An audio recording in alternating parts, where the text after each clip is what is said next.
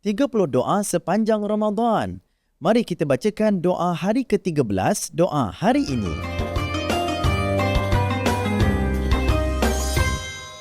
Bismillahirrahmanirrahim.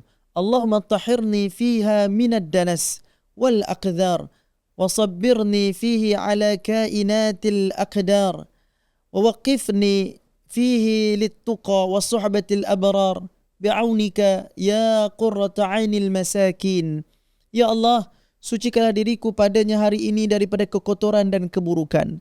Berilah kesabaran kepadaku untuk menghadapi segala ketentuan dan takdir. Pimpinlah aku kepada ketakwaan,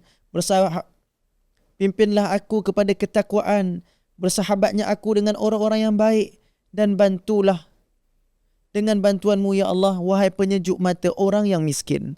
Walhamdulillahi rabbil alamin. Amalkan, pasti mustajab.